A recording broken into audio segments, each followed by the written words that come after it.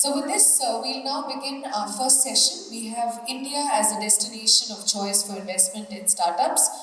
As one of the world's largest and fastest growing economy, leapfrogging the digitization process, and a country with the third largest steadily growing startup ecosystem, India is increasingly attracting the attention of foreign VCs, PEs, and family offices eager to explore new investment opportunities. What answers to the question still on the mind of some foreign investors about involvement in India's startup ecosystem? What complementaries and synergies can be created between foreign and Indian investors? And how does India figure in the global startup ecosystem's landscape, the pluses and the minuses? These are things that we're going to discuss in today's session. The session is moderated by Jonas Brunswick, Chief Executive Officer, Swissnex in India and Consulate General of Switzerland. Can I please invite you, sir, to the dais and moderate this session for us?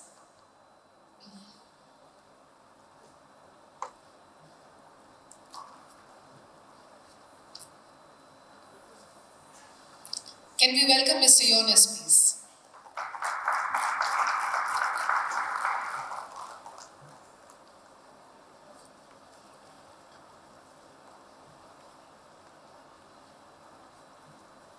Namaskar. Good morning, everyone. How are you doing? I'm delighted and somewhat intimidated to be moderating the opening session. Delighted to be partnering with IGAC for the third consecutive year. Claude, thank you again for having us. We have an exciting panel ahead of us at an exciting time, as we've heard in the introduction. Maybe I say a quick word about myself. I am the CEO of Swissnex in India, which I like to call a diplomatic anomaly. I'm a diplomat with the title of CEO. This is a contradiction in terms already. And I have the privilege of leading the Swiss Science and Technology Consulate. This is one of 6 such consulates that Switzerland has around the world. And our mission is to connect Switzerland, in this case India, in the fields of education, research, and innovation. And for us, this is a particularly important moment. And this is a particularly relevant topic for us, because a few months ago, Switzerland, together with the European Free Trade Association countries, so Norway, Iceland, and Liechtenstein, concluded 16 years of negotiations with India and reached a trade and economic partnership agreement. So we now have a free trade agreement that is in the final stages of being ratified with India after 16 years of negotiations.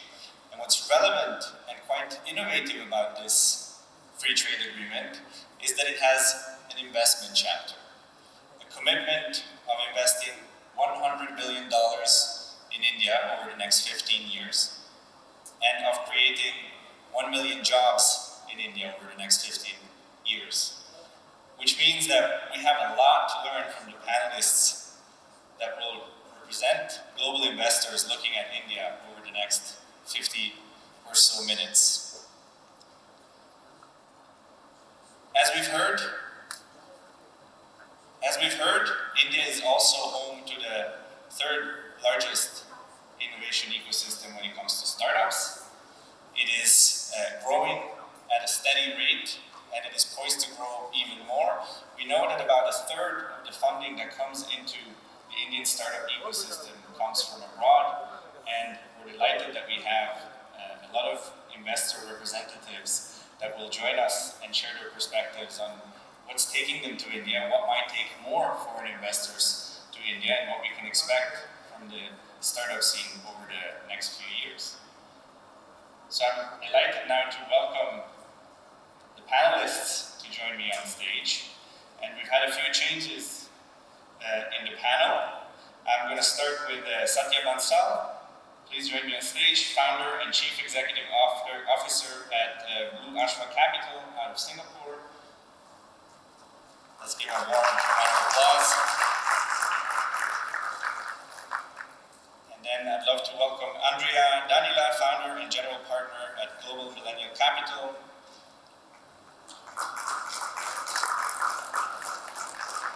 representing the UAE, but with offices also in Boston and other parts of the world, and didn't have a clear answer at where it's home because she lives all over. Manager, so home is where the funds are. Home is where the funds are. Next up, Takeshi Ebihara, founding general partner at Rebright Partners, representing Japan, but joining us from Singapore.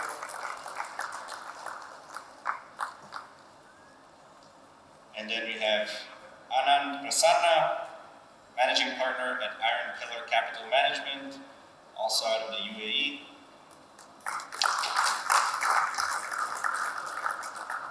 And then Dana Taikman-Koren, managing partner and board investor at Cube Fund Ventures, coming from Israel.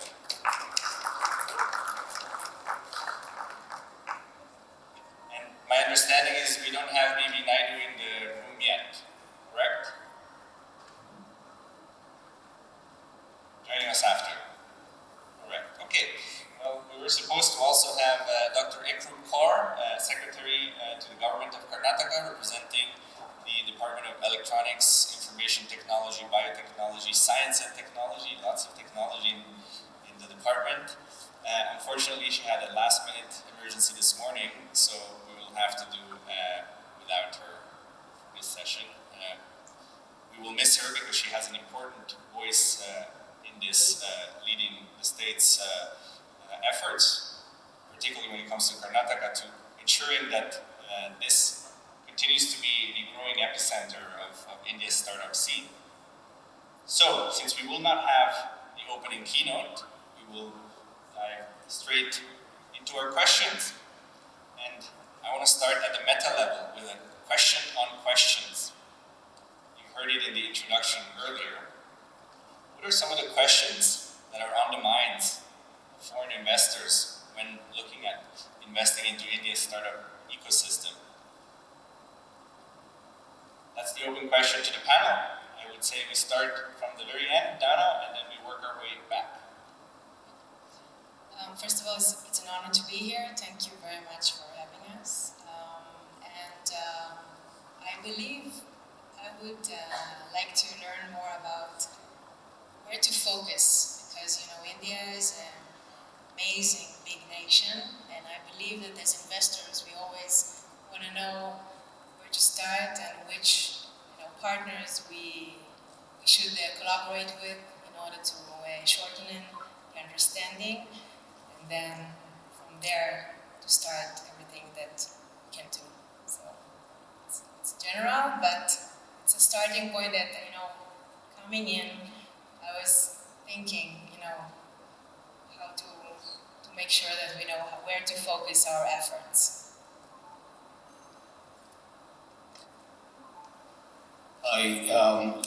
Thank you for the opportunity to voice some of these opinions and questions here.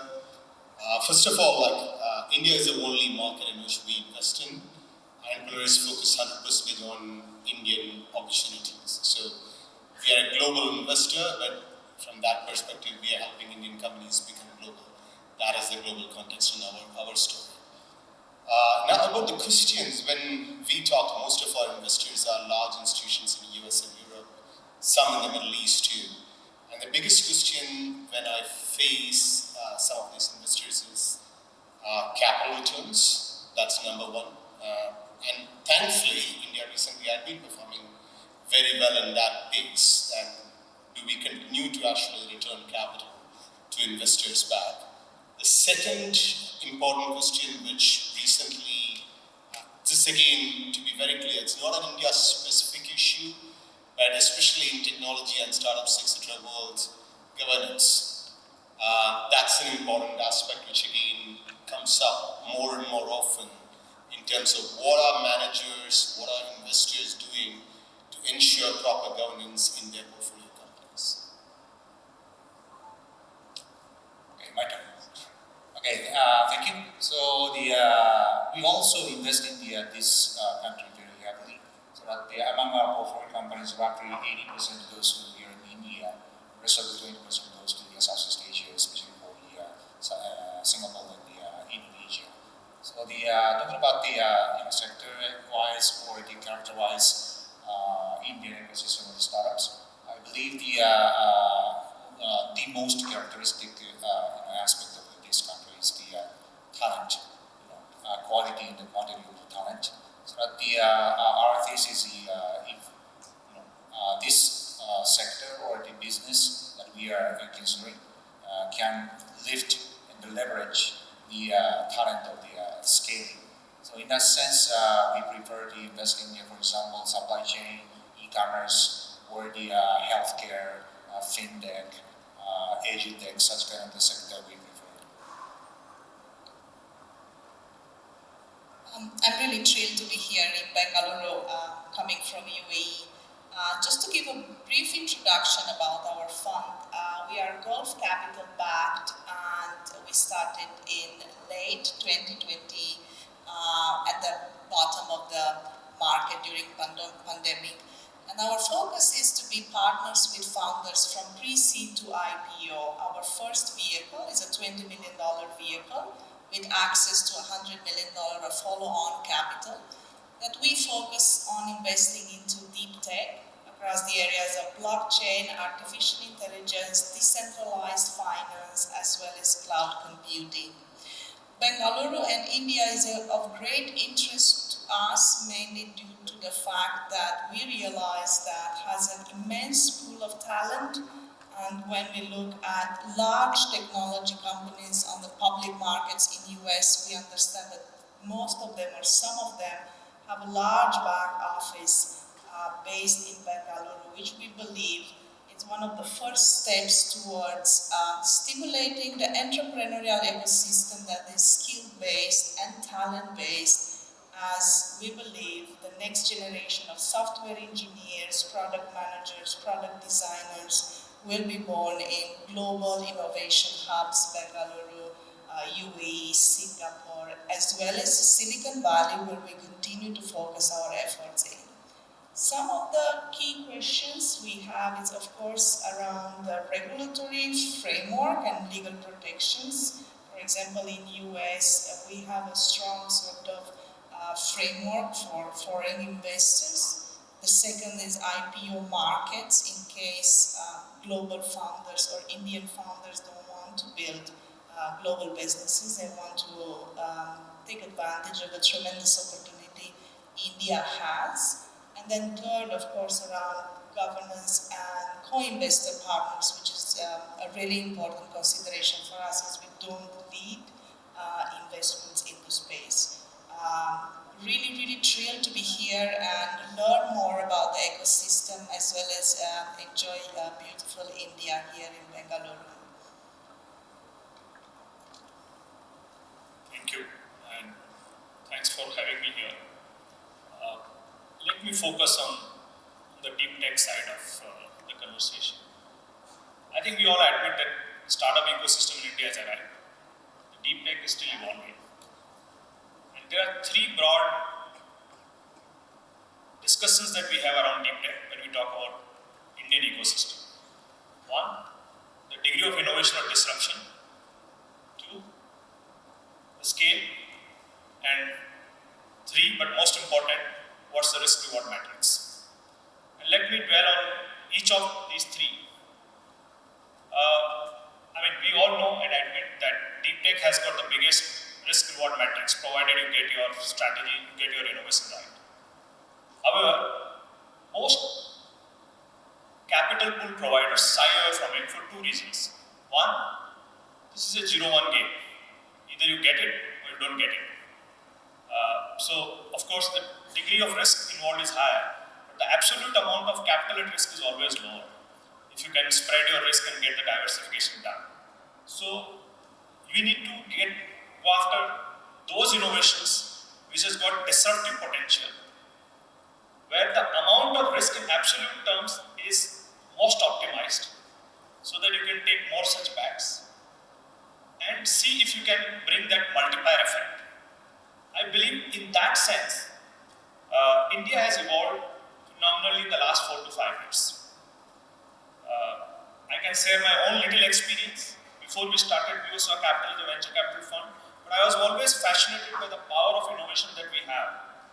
And if you link one thread to it, you go to any innovation ecosystem anywhere in the world, and you find the innovator talent pool, you would be surprised that most of this innovator talent pool has got some connection back in India. So we are innovation talent pool providers.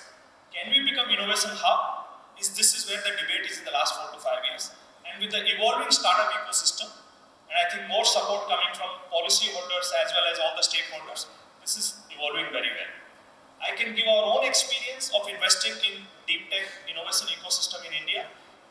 Whether you look at a company which can replace single-use plastic in our day-to-day use, whether you look at a company which can eradicate air pollution from the world, or you look at a company which can provide the next-gen biofuel which can replace hydrocarbon diesel, and I'm not talking about biodiesel, and many more such examples I can go on. I can surely tell you that Indian deep tech innovation ecosystem has arrived. It is just a matter of debate. And how many more people we can convince to be here as a capital provider, whether locally or globally. So this is number one. Number two, the biggest challenge with deep tech innovation system is scale. And it doesn't come with capital alone. It comes with connections. You have a best of the technology, you have the best of the innovation. Can you connect with the ultimate user? In most cases, in deep tech innovation ecosystem, the consumer or your customer is large corporates.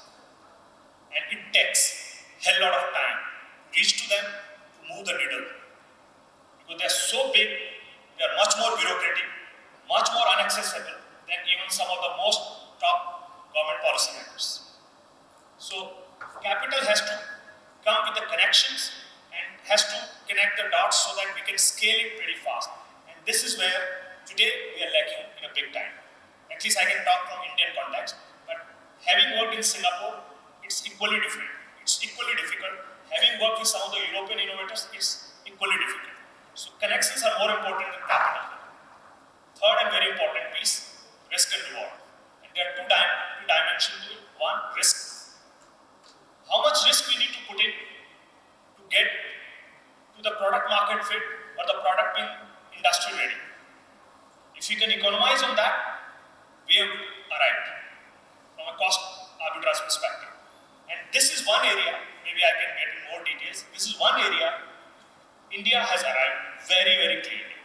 During COVID phase, we run an innovation ecosystem in Singapore. We have our own incubator where we have been incubating food technologies on green hydrogen, non-electrolyzer based, green ammonia, non-hydrocarbon based, some activated carbon for energy grid.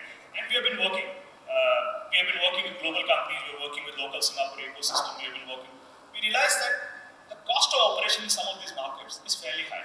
And maybe we can get the innovator pool here, which can bring the product market fit at a lesser cost. And we have done a significant amount of cost arbitrage, as well as you can say talent arbitrage. And I must tell you, talent arbitrage. We are not getting into a talent which is lower than what is available over there. Most of the talent is flowing from here to basically work there. So we can basically get them back here. So this has worked beautifully. So this is the cost part of it. Second, and the most challenging part today, I still believe, is how do we really create the reward? How do we create the exit?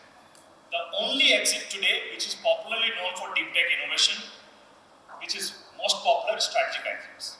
We haven't seen many companies getting into market exits. And this is going to be continuously a challenge. We need to get somewhere the capital pool in middle of the valley, the series B, C, and D. We need to get capital pool from market perspective, where market starts rewarding real innovators. And of course, we need to get strategic exits as well. So this is where I think most of the global investors are right now. Thank you, Satya, and thank you all. So what I'm hearing is that the questions that are there are not unique to India. In general, these are questions, the outstanding questions. It's not because it's India, but these are questions that you ask in regards to any ecosystem that you're about to enter, which is great news for India, I would say, and for Bangalore in particular. I want to hone in anyways on this aspect and look at the policy element and ask a question related to policy. You've mentioned governance, you've mentioned regulatory environment, you've mentioned talent. To what extent do you pay attention to the policy level, to the policy dimension, if at all? Open question. I can actually answer that piece. Yesterday I was in another panel in Mumbai discussing this with somebody who is a policy guy who's advising to the government. And we pretty much had a debate on the stage on this topic. Look, it's an interesting thing. And so first of all, like, I started investing in India in 2006 when I was part of the team that started Sequoia Capital in the country. The policy framework which was available at that point of time for a fund manager like us to invest in the country was like literally, I won't even say 1.0. There was no, pretty much like there was no policy framework. I had Silicon Valley colleagues who come over, want to have what you call as an VCR license to start a venture capital fund, and waited for 2 years and still don't get a license to invest in the country. So that's where we are coming from, and this is 2006. Today, we have a very well-working policy framework for the same venture capital fund to come here, and within weeks you can get a AIF license and you can start, you can even raise domestic capital. So we have moved a long way. That being said, one thing where the next step of, I would say, catching up, which the regulator do have to clearly do, is like we do see every week, every 2 weeks, new circulars coming out from regulators, especially SEBI, etc., on certain aspects. And I will clarify what is a part of that which is difficult for foreign investors. And I'm even talking about our LPs, etc., who see these things happening. Let me put one example in so that you can have context. So normally, globally, if you have a fund, when the fund comes to end of life, all the LPs can actually go and take a vote saying, hey look, the fund still have some good portfolio companies, you can extend it for another 1 year, 2 years. Indian regulator came out with a new rule almost a year back saying, no, that's not possible. If you have a fund in India, even if you have 3 great companies, your end of life comes, you will have like distribute the shares to your shareholders, or you have to kind of, your LPs, or you have to kind of dissolve the fund. That is a value destructing process. This is not something which is an acceptable process anywhere in the world. In fact, most institutional investors in the world will actually balk at that and they would say, oh, this is a risk. Now, unfortunately, when I really talk about from, and this is where the debate was, the other person who was in the government was, look, you have to understand why this particular rule happened. Because somebody misused this provision. One particular fund that just started in 2006 in the real estate sector in India misused this particular provision, and some of their investors were unhappy. And typical style, the regulator came in and literally threw the baby out of the bathwater, right? So this unfortunately do happen. So when you talk about regulation in the country, again I give a ton of points to moving from no regulation, nothing moving, to a pretty robust framework today. But we still sometimes see these things, and this is just one example I can list out, things coming from the left field, which happens due to the fact that the regulator in the country is actually typically, like across, like you go to any regulator, not just for our industry, it is really kind of built to kind of avoid a bad actor harming the system. We got to kind of change that regulatory thought process a little bit more to kind of really thinking about the regulator as an enabler. That is an area where India is still like in the process. Again, a lot of movement have happened. That's an area where we always worry about. So I always tell my CEO, whenever a circular comes in, like, let's have a brief on what really this means for our funds. And you have to be ahead of the game. So this is something which one have to be used to in India till these regulators catch up and become better. But again, I just want to kind of re-emphasize, these are extremely smart people, a lot of effort going into that, but we have a baggage of 75 years of regulatory history to change. Anybody want to complement? Yes. I'd like to point out the, Make in India policy, if you're talking about the government policy. So that is the really phenomenal, effect to the industry.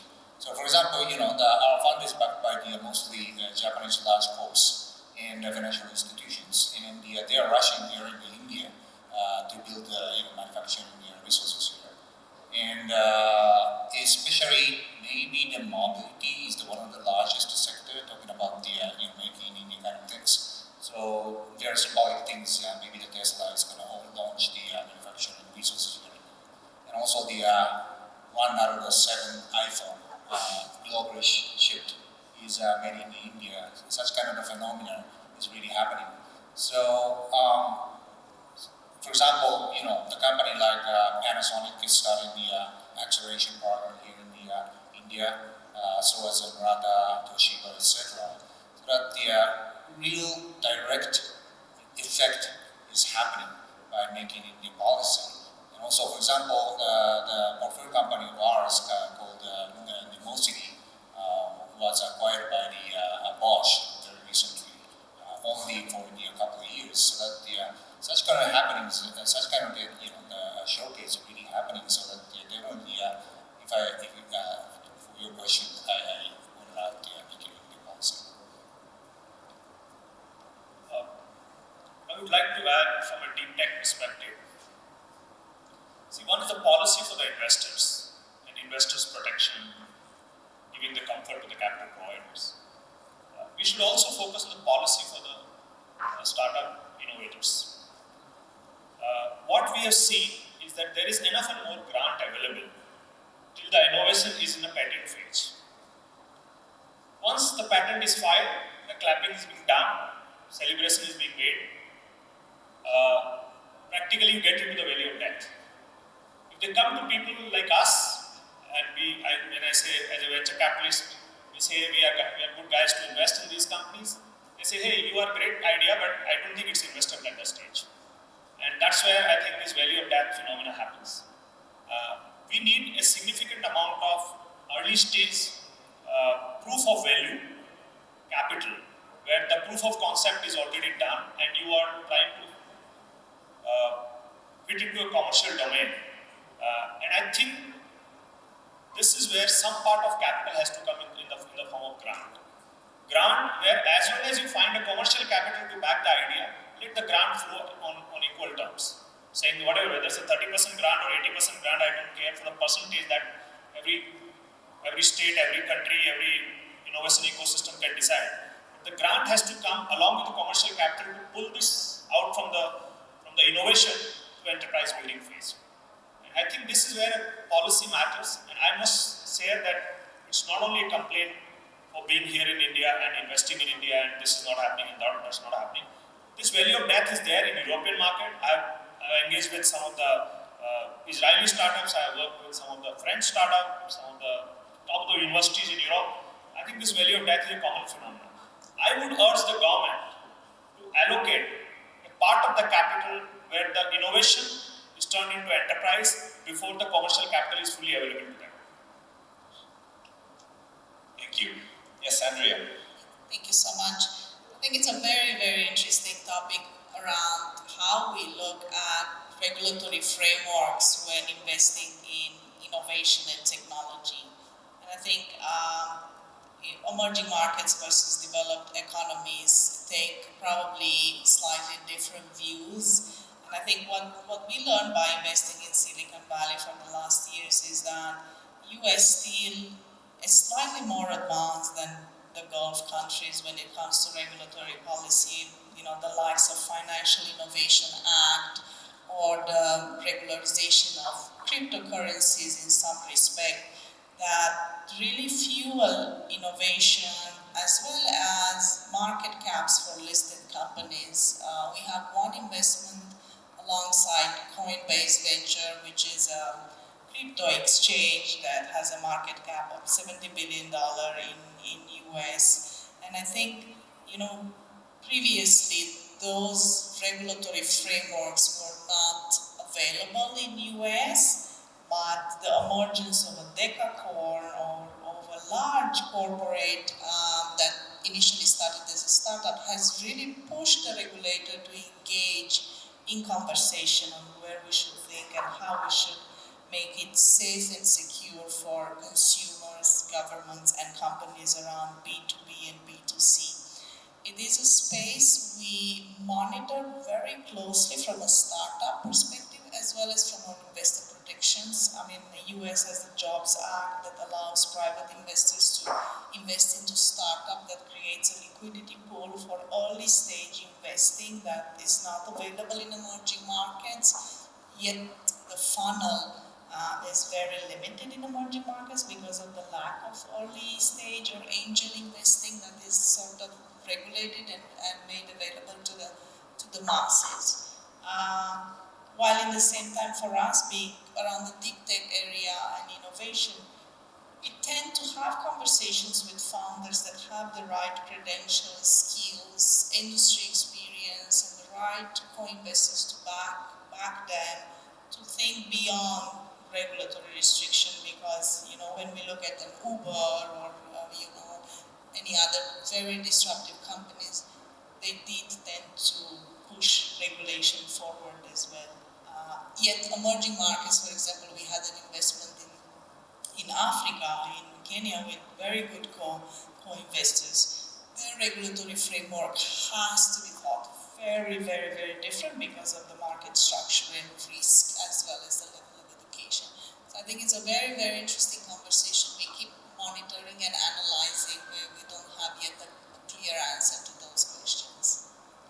Thank you, Andreea. So it sounds like green flags, the policy environment as an enabler, and red flags when you take the worst example and regulate around the one thing that went really bad, that might hinder a lot of the other aspects. As you've all seen, we've added a seat on stage because Bibi Naidu, Managing Director of the Karnataka Digital Economy Mission, has been able to join us and gracefully step in for Dr. Kaur. Please, Mr. Naidu, join us on stage. I know you have some keynote remarks to share with us. And you're joining at an opportune moment because, of course, we've been discussing the policy and regulatory environment and representing the government. This is your turf, so the stage is yours. Thank you. I'm sorry, been traveling. In the morning, my colleague Satya said that you got to be here, then, I had to travel from the down south to the down north of Bangalore, and obviously got delayed, It's a fantastic, a few of the remarks, what I heard from the gentlemen here are fantastic. Let me take it back a little bit, many times, I think I was listening to Mr. Bansal talking about that government should support the grant funds, I do agree with that, I always believe that India, having done a fantastic journey in the IT services and well recognized across the world, and in the electronics we are picking up right now in terms of the manufacturing, in terms of the products, etc. High-tech manufacturing started moving here, and the startups started growing. When we started the IT journey, we didn't have too many startups here, right? We keep used to hear about what's happening in the Silicon Valley. That's only the art state, And quickly, I think we caught up in the startup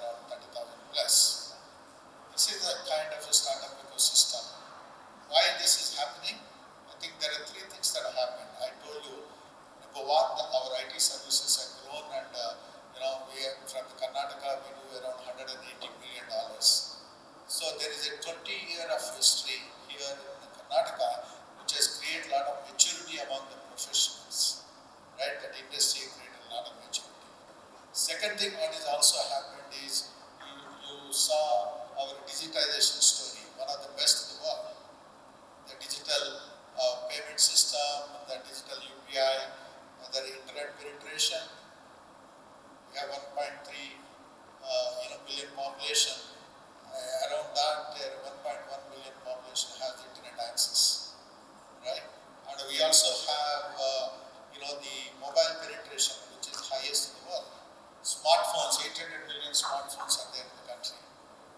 What it means is that at the same time, the government has brought in this digital transformation that has become a huge opportunity. And the digital transformation that has taken place in India is the largest in the world. The last month, our UPI transactions, it is, I think, we did 14 billion transactions in just one single month and valuing around $60 billion. That is the kind of volumes which you don't find anywhere in the world. So, even though the government has not spent too much money 20 years back in terms of the innovation, in terms of the grassroots, the technology development and IPs that happened in the country, but of late, necessity is the mother of invention. That has helped.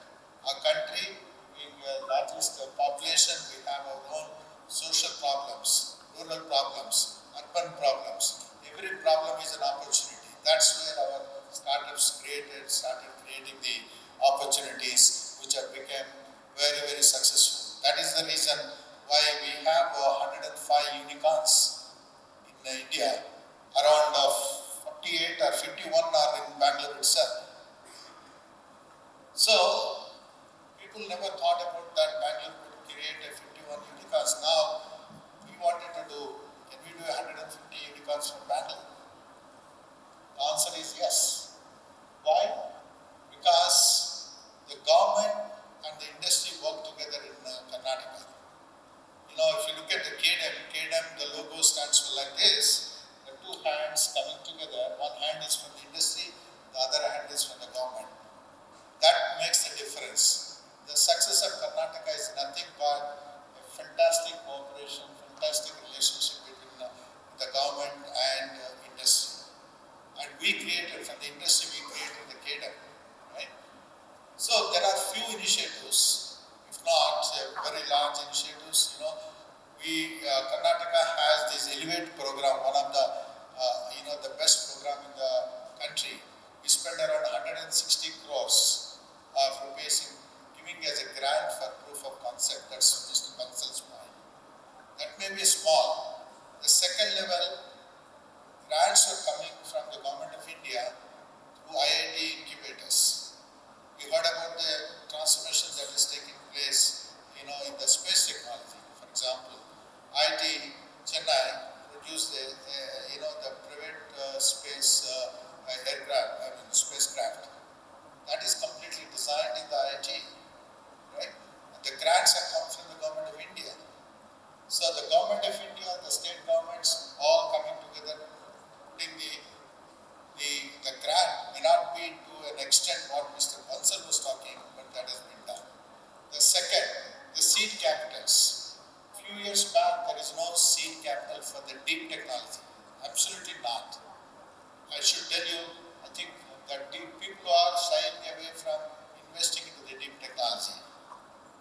We did that in Bangalore. We started 8 years back investing into the deep technology.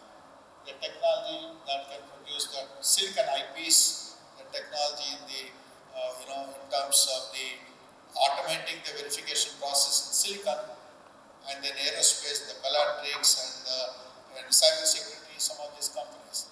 The best part of it is the seed investments, the deep technology is proven to be very, very successful because they can give a quick exits. There are companies who gave an exit in less than 18 months. The companies from the Israeli government acquired a startup from Bangalore. Companies from Apple come and acquired the company in Silicon IP company in Bangalore. That can happen in the deep technology, right?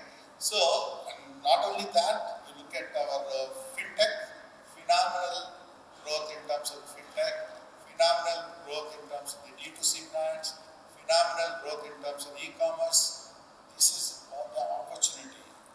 If the investors, some of the friends from the overseas are here, if you are not doing any investments in India, you are missing something. Right? I was talking to some investors the Middle East, coming from the West. A lot of funds have come. They become very successful, and taken huge returns on that. I was talking to the investors from the Japan, investors from Korea, investors from Taiwan. And these are the people still not experienced. And these are the people they think that they should come and experience what is happening in India. So we wanted to invite them. One of the things what generally I suggest to the investors from overseas is you become a co-GP into a fund in India, right? Because the funds in India know the game here. We know how to identify the startups. You take advantage of that, taking the support of the fund in India. Became a co-GP here. I call this as a cross-border funds. This is the time for a cross-border fund. You can get benefited on this overall opportunity that is happening. Right? With this, I stop here. If there are any questions from the government, we created the seed funds. We created Karnataka IT Fund. We are creating what we call the Beyond Bangalore Clusters seed funds. We also wanted whatever will happen here in Bangalore should also get replicated in Mysore, Mangalore, Hubli. To do that, we created a small cluster seed funds where the local leaders are participating, the government is participating. So that will support the local innovation, local entrepreneurship, those places. We also created an accelerator network. This is also the first time in the country we have incubators and an accelerator spread across the state, right? And these are the accelerators who will be supporting the elevate funded companies and also take them to the next level in terms of the market access, in terms of the investor access, in terms of the mentor access. Bangalore has too many mentors. Thanks to our maturity of the IT services, there are many people who have spent 20 years in the industry. They're all available as mentors, for the startups. So, Bangalore could able to create an ecosystem that can become a role model for the rest of the country. That is what is happening. And we believe that if the Bangalore model can get replicated in our other places, India is in a growth path, and India is our digital economy, which we are expecting to touch $1 trillion by 2026, and by 2030 our digital economy is going to be $5 trillion. All these things would happen only when there is a capital coming from outside India, supporting the startup ecosystem, and there is the right government support. That's what we are trying to create here. Thank you. Thank you very much, Mr. Naidu. I want to enter into a segment where we talk about complementarities and synergies, but before we do that, to our 5 VCs on stage, very quickly, in bullet points format or short keywords, what do you think, or what to you are the key advantages of India as a startup and innovation ecosystem hotspot? Because we're looking at the positioning. It's both competition. There is a global competition, but it's also complementarity. And we're going to look at the complementarities and synergies. But first, I want to hear from you. What are the key advantages that you see in India and in India's innovation ecosystem when it comes to startups? And what are some of the challenges? Very rapidly, starting with Danila. I think, first of all, I think scaling here, when it comes to performing a POC of proof of value, everything is already mentioned on the stage. I believe that when it comes to India, it's very easy to scale. And this morning I had a breakfast with an Israeli startup colleague of mine, and he mentioned that he's been doing some testing here for his health tech startup, that if he would need to do it in any other places, it would take him probably months and years. And here in India, it's like weeks, and he's already like in the second stage of the clinical testing. And I think that's the proof in the pudding. At the end of the day, when you come here and you have these kind of opportunities and that kind of scale, it's everything. And when the startups are saying it,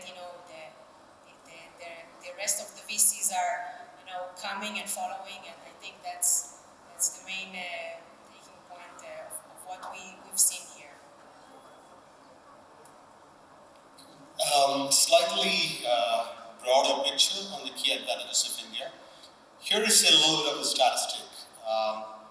India's last year GDP per capita was $2,621. And at the same time, India had 59% domestic consumption. And at the same time, India actually had one of the youngest and the largest young population in the world. Our dependency ratio will tip over to 1, which is that means that for every working population person, there's a dependent, only in 2100. We have 76 years in front of us to get rich before we get old. So point number 1, India have to build for itself to become a very successful, big global power, right? So as an economy. Now, why is this important whenever people think about it? Because I get always asked this question. I used to invest in China for 8 years before me and my partner started our fund. I always ask this question: India versus China, or Japan, or Korea, or Southeast Asia, etc. All the other big emerging countries you see today, if you go back to the point where they were around $2,500, $3,000 per capita income, their economies were around 30-35% domestic consumption and 65-70% exports and infrastructure. Right? There's only one large country in this world which has actually done very similar to India, and that is US. 1956 US was exactly the same, $2,671 per capita income, 60% domestic consumption, with a huge tailwind of the baby boomers after the war, which kept them on for 70 years of self-sustaining growth. It is the same opportunity that you have today in India from domestic market opportunity here. You have to just build for India itself. Now, on top of that, you have 3 other simple points. 1, India is great at building for the world. Most of you have touched on that, so I'm not going to that itself is a multi-trillion-dollar opportunity to add on top of that. The other piece is, think about the energy transition India is going through. 20 years back, renewables, other than hydro, was 3% of our country's energy megawatt installed capacity. Today it is 30%, including hydro, it is 41%. In the next 10 years, India will make more renewable energy than non-renewable. One of the largest countries in the world doing that at this space have not happened anywhere. Like a lot of people actually do a lot of lip service. India is actually doing it because it makes economic sense, because the biggest component of our balance of payment is cost of energy. So that's another big opportunity. So I would just say that. Thank you, Anna. Ebihara-san. Okay, so simply 3 points. One is about the talent in terms of the quality quantity that I mentioned before. And the second one is, of course, the domestic growth of the economy as well as the population, etc.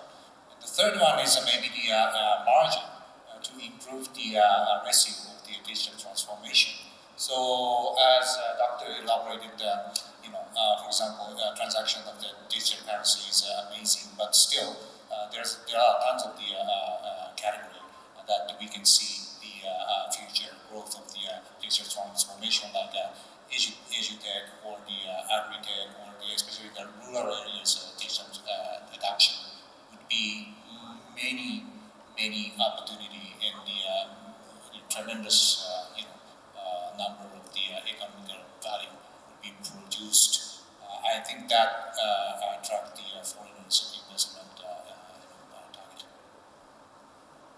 Thank you.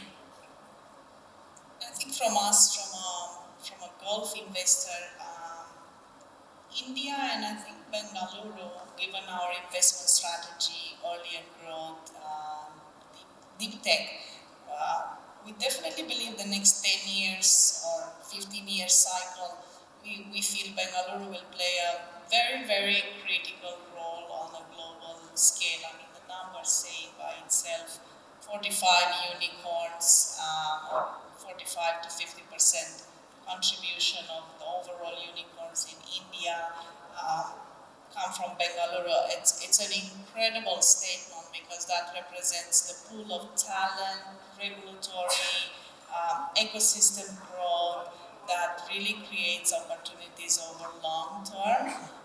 When we look at US has around 700 unicorns, and probably it's moving towards US in certain areas towards a more restrictive regulatory environment, depending on the geopolitics as well. But I feel India has the large consumer markets my colleagues were talking about as well, which makes it more attractive. So probably slightly different technology and business models will emerge over the next 10 to 15 years. However, we feel Bengaluru is such an interesting hub due to the strong fundamentals we have seen, the government efforts, and the strong pool of talent that will continue to emerge, I believe, in this area. So we are quite excited to be here and learning more about this ecosystem. Thank you, Andreea. Satya. Yeah, I recollect back connecting Bangalore with outsourcing, rather body shopping. Then came the world of IT outsourcing. Then came the world of global service center delivery. We'll talk about it. And then here we're talking about Indian SaaS companies leading globally. It's a journey. I believe in the deep tech innovation. I think we are more or less somewhere in the stage 2, if not stage 3. And my sense is there are 3 different chapters. India for India and India for global. India for India, given this huge domestic market and enormous challenges that we are facing in different sectors, I think we can definitely innovate for India and bring the product to a scale or service to a scale that it really becomes a market leader within the Indian context, and then you can take it globally. Any innovation which can serve India at Indian price point, I can tell you guys, it's going to be globally. Come what may.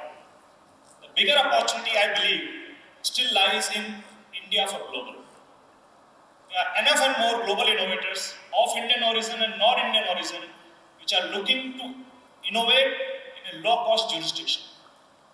And here we should call global innovation centers. And we should really bring those products out, those services out, and bring it to a scale that we become the cost leader and talent provider and become the innovation hub for the world. I would urge all our friends, be in Japan, Israel, US, or any other part of the world, that look for India as an innovation hub for your global product rollout. And combination of India for India and India for global is a very deadly combination. Because here we have the right engineering talent, we have the right manpower, right cost structure, and a very reasonable government supported policy.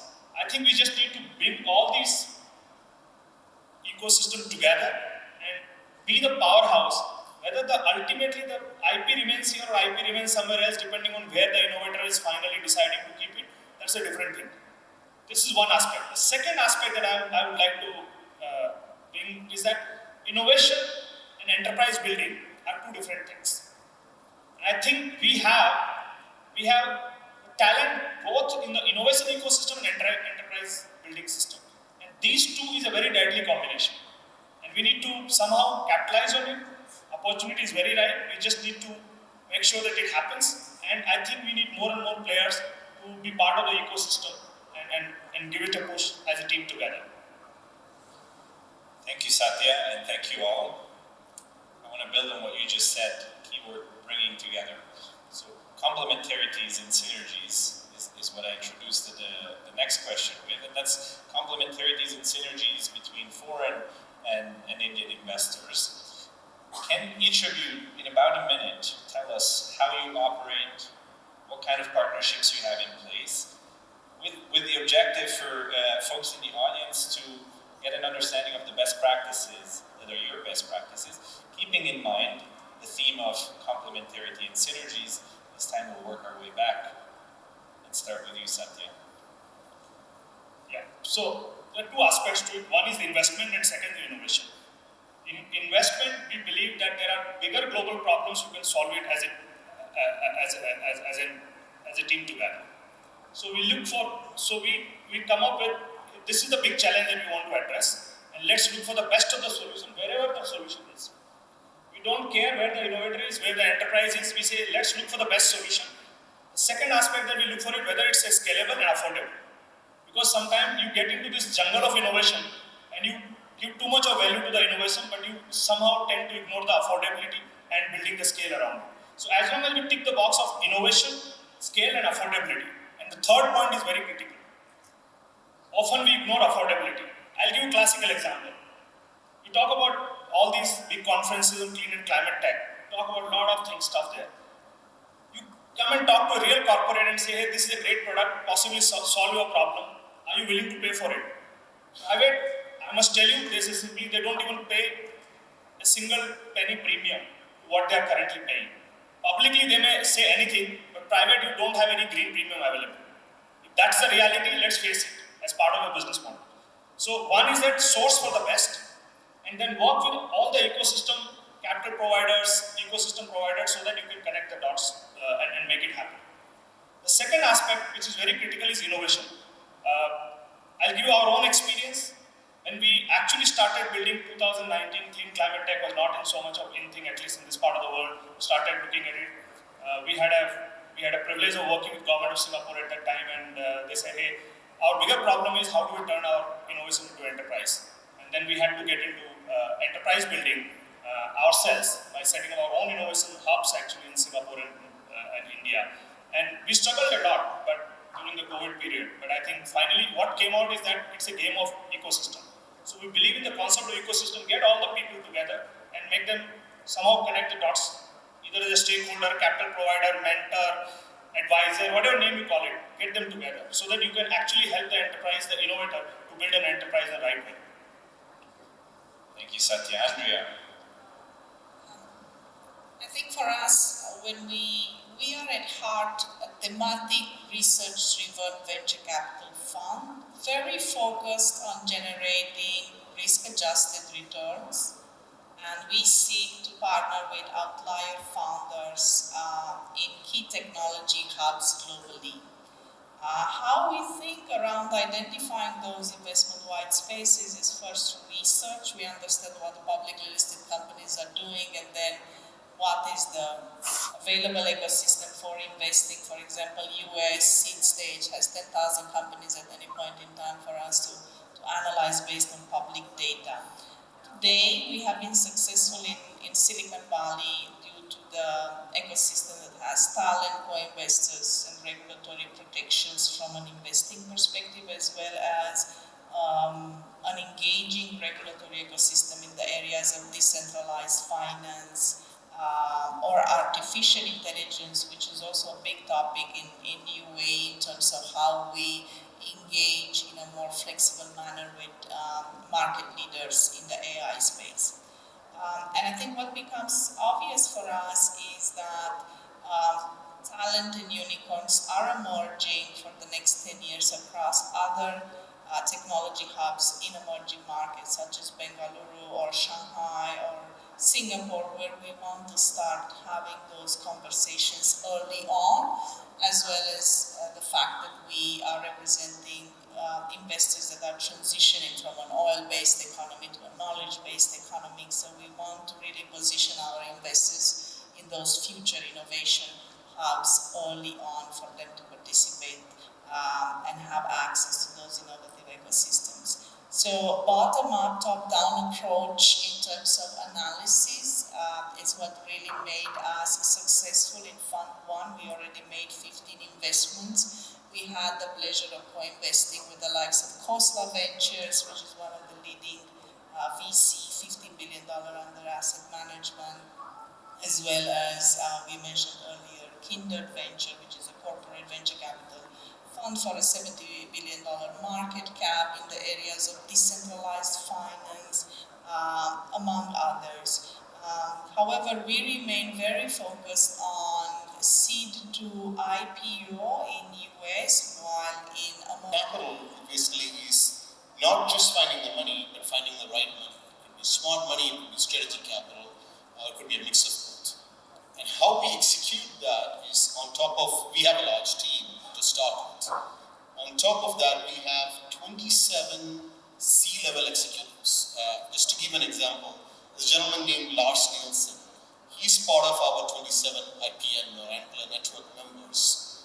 These are people who are very closely tied to us. Their companies actually know that they're spending X amount of time, like written contracts. And Lars is also the head of sales for Snowflake globally. He has done enterprise sales in the US for 30 years. So for a founder from India who's going to US, who's got our capital, one of the first people he would be meeting, or she will be meeting, would be somebody like a Lars who would say, here is how you set up an enterprise sales force for the US market. Same could be Middle East, same could be building a business in India, depending on where the markets are. So that's how we do it. Thank you. So I can share from basically our fund's experience and our best practice. At the end of the day, I really believe it's all about creating partnerships. And what we've created is basically a consortium of 300 companies, corporations around the globe, mostly coming from Israel, Europe, and Asia. And we're basically meeting together in a very close relationship to discuss about innovation, solving real problems. And I can give you very nice examples because we're now collaborating between, for example, Kia, UPS, Boston Dynamics, so all around the globe, with Israeli companies to basically establish and create a solving problem for the value chain when it comes to logistics. So I think these types of collaborations, not just between one corporation and one startup, but think more, globally. This is something that I really believe will put Bangalore, in the right place. And I invite, corporations from here to join our consortium and help us accelerate innovation around the globe and make it meaningful in deep tech, it's sustainable in the value chain, because the world has huge problems and we really can solve them together. And this is what we are doing for the last 5 years in Israel, and we will be more than happy to join forces with you guys. Thank you. Then briefly, Mr. Naidu. Yeah, so, I take the point of Mr. Bansal talking about India for India and India for global. We strongly believe in that. I think there are multiple reasons. The market is very huge. If you can solve the problem here and become successful, obviously the global market is with you. From that perspective, from the government, I like to look at two things. Number one, not just encouraging the local IP development, but also sourcing the IP from other countries.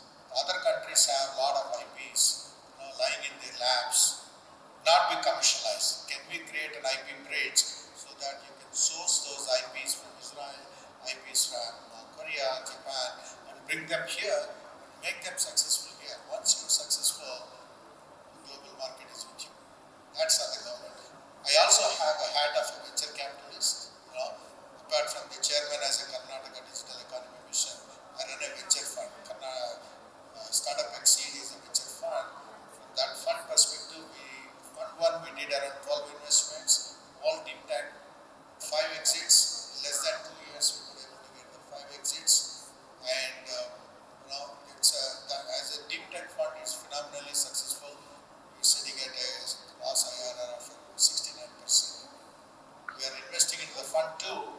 Again, deep tech, sector agnostic deep tech. We look into the technologies that can solve the problems, that can create a value. We support that. We also support the companies who are trying to flip the ownership from the US to India. We wanted to be part of that. We did that. A couple of companies. The reason is, as you all know, the markets in India are doing very well. Earlier, the Indian companies used to have the ownership in the US and get listed in NASDAQ and NSA, LSE and New York Stock things are happening much better here, much better valuations. So we are identifying the companies who are looking for funding, who can flip the ownership to India and make them successful in India so that they can go for IPO. That's the other thing, and we are in the process of doing our fund training. So all along, it's a great journey in terms of the deep tech, innovation, bridge. We also run an accelerator to support the entrepreneurs. Thank you. So we have 5 minutes left, and I'm going to apologize to the audience because we won't have time to open it to the audience, but I'll have one last round that is looking at the future and looking at the next 5-7 years of the startup ecosystem in India. What do you expect to see in the next 5 to 7 years? What would you like to see? And we will start with you, Mr. Knight, working our way back. Yeah, I think India would have probably 500 unicorns by then. That's our target, And obviously, every state needs to work backwards, like was in Karnataka. So we are working backwards to see how can we make sure that can happen. That's point number one. Point number two. Now this is the third largest startup cluster in the world, Bangalore. We presume that it will become the number one in the next 7 years. And my invitation to all the funds from overseas is don't miss in India. India is the land of opportunities, and you will become successful. Whatever you need to right ecosystem is here in India. Thank you.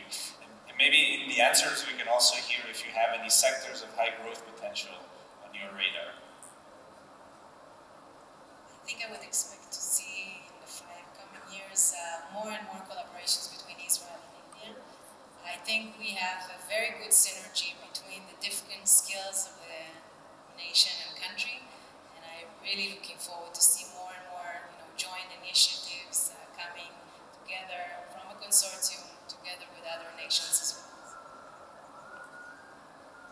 So from my point of view, if you really look at largest startup or even largest economies in the world, the entire ecosystem really becomes very strong when you have large, profitable companies. Right? You go and look at Silicon Valley. Silicon Valley is built on the basis of some very large companies became profitable, very large and early, and they drove the entire ecosystem. China, when it was doing well, even the first top three, the biggest reason why they became big and they were the investors and they were the buyers, etc. of everything, because they were all three super profitable businesses. In the next 5 years, I would love to see the super profitable Indian startups, which are coming out, which become very large and which drive the ecosystem. Okay, I'd like to talk about what I'd like to see, which is the IPO environment, the exit environment. So especially the IPO would be definitely necessary in this country, just like China have the three major stock exchange and beautifully working. Of course, the Japan as well. So next 5 years, maybe the balance of the investment and the exit would be the matter for the whole of the fund manager, globally or domestically. So then the IPO would be the top-notch issue for that. So of course, the regulatory move would be expected to much more proactively, solve the some kind of the entry bar for especially the public market investor from foreign countries. I'd like to see. It's quite a, I would say, high-level prediction, and I think we have to do much more work and collaborate more with key participants within the Indian venture capital ecosystem, as well as learn more from government and their policies. However, when we look at the fundamentals at what makes a great venture capital ecosystem, we believe Bengaluru has the key ingredients, which is great for the entrepreneurs and skills. And I think those are the two elements that make very successful technology entrepreneurs at early stage.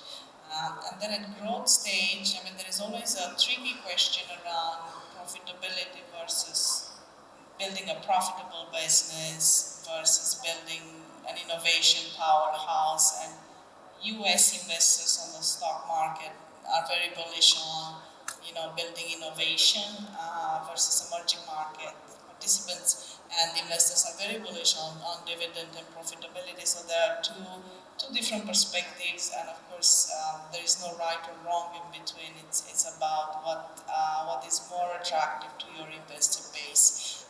We believe in the vision that Bengaluru has a proven track record, 45 unicorns, and then what we have seen in US, we have around 90 unicorns founded by Indian founders. So we believe that trend will accelerate when we look at the macroeconomic views. GDP growth in developing economies will surpass developed markets, and I think to be self-sufficient, fundamentally strong as a nation, and building on those innovation views are critical agenda points. We're very excited. I think definitely Bengaluru has a really strong potential. We're very happy to be relatively early on in the ecosystem and start building strategic relationships, especially given the fact that UAE and the Gulf countries have very strong ties with India for many, many years. So for us, it's always a great advantage to be in India. Thank you. Last but not least, time's up. I will really be quick. I think we combine the word sustainability and innovation together as our core theme. You can call it sustainable innovation, or sustainability built into it. However, if we come to the specific themes, there are a few sectors we are very focused, and we believe this is going to define at least Indian deep tech innovation ecosystem. One, space tech. We are a natural leader, competing head to head with the global guys. Very bullish about it. Sustainable materials. We are very clear about it. Green chemistry. Very clear about it. Defense tech. Affordable defense tech. And it may not be a talk of the town many times for whatever geopolitical reasons, but I believe this is the biggest opportunity lies. And at the same time, we believe that in the energy space, the sustainable energy transition is going to be a big theme. It's a very large topic, so I really don't want to get into that. Whether it's a vanadium flow batteries, whether it's going to be energy storage, we can get into more and more detail, but I believe this is where we believe the biggest opportunities. But what I'm really confident about, it's very difficult for me to guess how many unicorns will be there, how many decacorns will be there. Very difficult. It all depends on market forces and how market defines it. But I definitely feel that we would provide at least 100 technology leaders to the world in the next 5 to 7 years. And there are very few technology leaders that India can today be proud of, despite the fact that we have many such unicorns in the country. But we need to now leapfrog, not only saying that, hey, we are a great innovation ecosystem, but we need to be the innovation leader by saying that this is the best-in-class solution in the sector that we have provided the innovation for. That's all. Thank you. Thank you all. Please join me in giving a big round of applause to our panelists.